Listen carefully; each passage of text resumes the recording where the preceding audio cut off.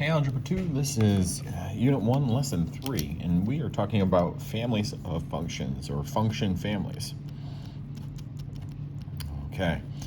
I love the lesson that we have, the digital lesson, where we have the different slides, and we could take a base function and manipulate it. We could grab, like, part of this sine wave and bring it closer, and it would shrink the whole wave, or stretch it and make it really tall, move it around the graph. Anyway, it's a very dynamic lesson where you see the form of the functions, that they are related to each other, and they create these little families. So circle the point that is the maximum. There's just our vocab. This one is a maximum, so there we go. A is.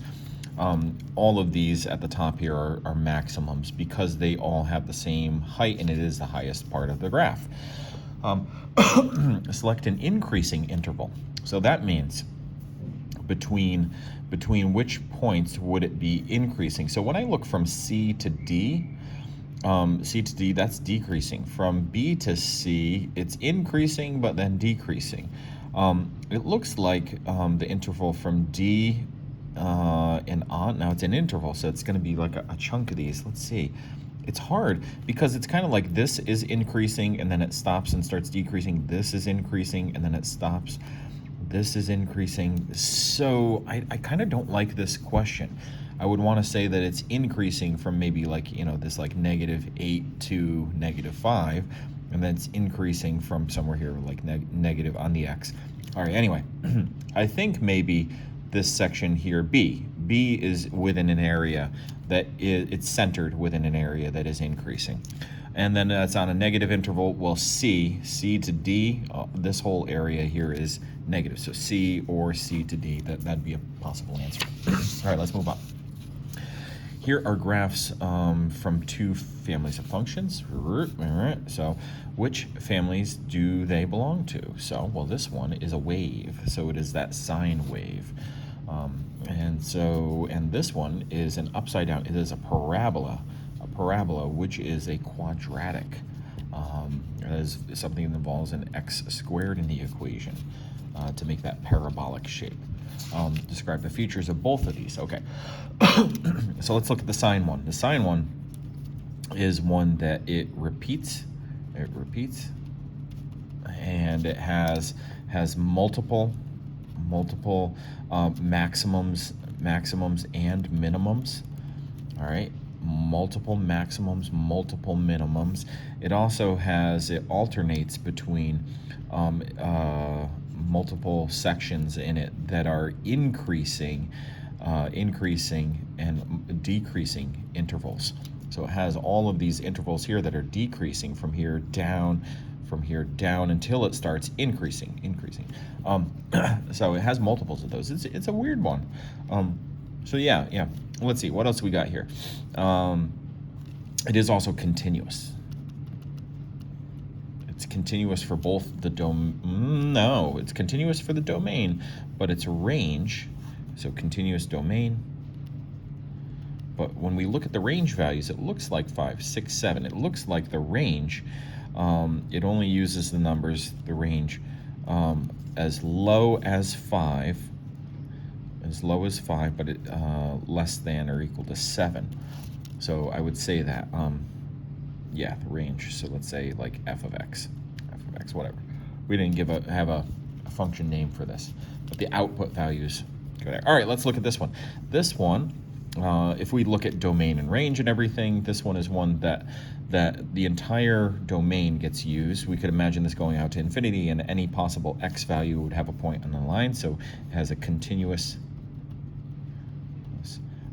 domain of all numbers.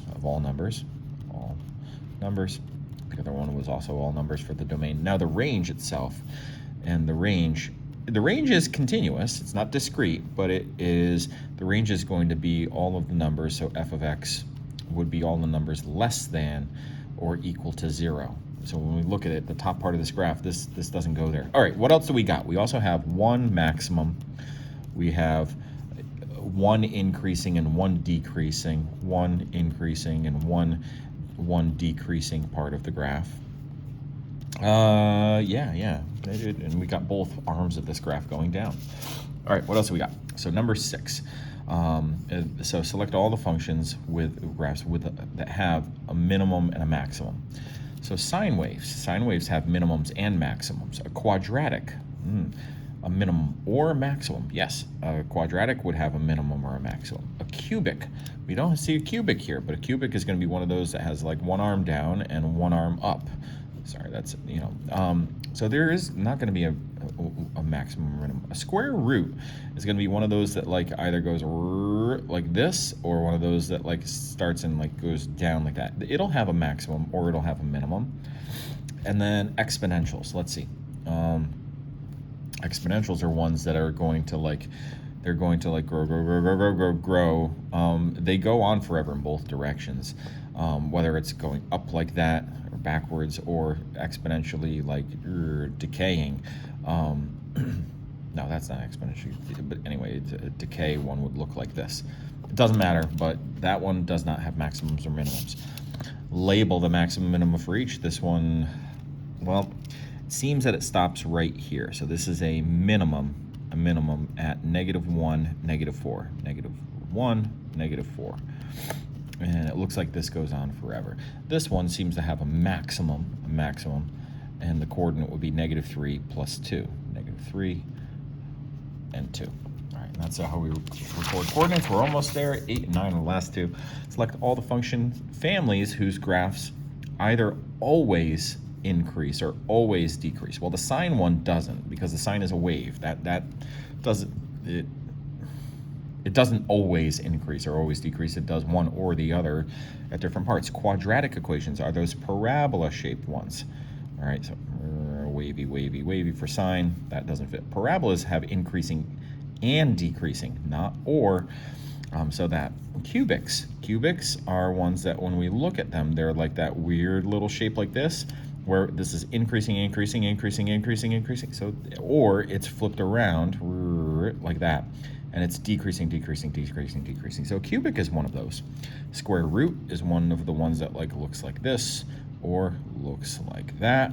All right, and so that one is one that's either increasing or decreasing. And exponential, yes, it's either going to be something that goes like this in both directions, always increasing, or it's going to be something where it kind of like starts and it decays away and goes flat. It is always increasing or decreasing. So these are things that, to kind of burn in your memory, making note cards and adding these little things to it.